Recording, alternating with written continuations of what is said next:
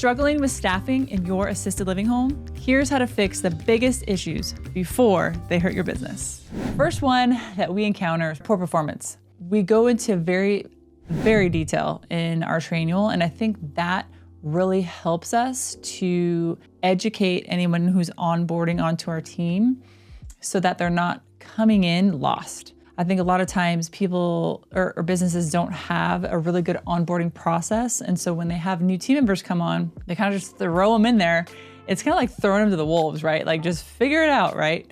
That's not something that we want to do in the position that we're in. We want to really just like build their tool belt, right? I think that they're all wearing belts and they all want to put tools in it and they want to be able to utilize those tools in their workspace. Now, with that being said, you're still going to have individuals that aren't up to par, even when you do have a strong onboarding. There's still gonna be people who wanna cut corners. There's still gonna be people who don't complete tasks. It could be many different things, but we're hopeful that it's not the personality, because if it's someone's personality to just come in and not work, then there's the door. Number 2 is attendance and punctuality issues. In the beginning, we opened during COVID. It was November of 2020. And I remember when people were calling in left and right, oh, I have COVID or I got sick. I thought it was just COVID. I thought that the issue was, okay, people would just have COVID and that's why everyone's calling out. But then once COVID kind of fizzled down a little bit, there were still people who were calling out.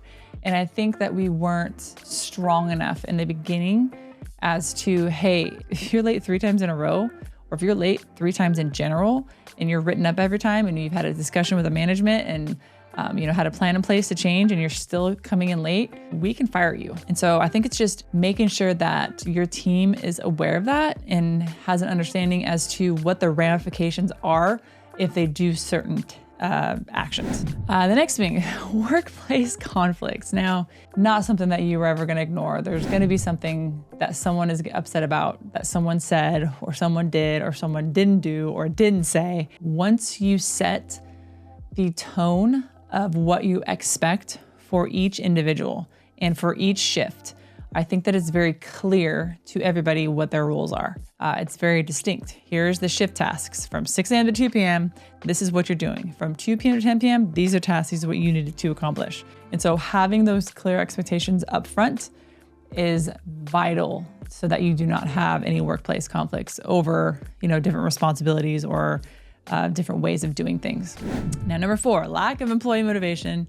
So you will get some individuals who are coming from maybe these big box facilities and maybe they didn't work very hard. Maybe they did the bare minimum because they weren't expected to do any more. But then you're also gonna have people who don't like that, who are comfortable with being average and just getting away with average, and who are gonna be put into a situation where there's fire under their butt to step up, and they don't like that and they don't wanna step up. So I think there's 2 different types of personalities as far as employee motivation. You're gonna have someone who brings bad habits, but then gets excited to change. And then you're gonna have someone who brings those bad habits and doesn't wanna change. And to be honest, you can't force anybody to change. They have to internally want it for themselves. And so if you come across individuals who are not wanting to change and who just want to do the bare minimum or not even the bare minimum, then at that point you definitely have to show them the door. It's like a skunk smell. I think of Pepe Le Pew, that Looney Tunes back in the day where he had that aroma, that green scent that followed him. It's like that within your business. You're gonna have that one person that comes in and just brings that stench in your house, and it flows through the whole house and it fills the rooms. You don't want that in your house. You have to get that skunk out. Staffing challenges look different for everyone. What's the biggest issue you faced? Let me know in the comments below, and if enough people ask, I'll make a part 2. Oh, and if this was helpful, hit that like and subscribe button for more tips.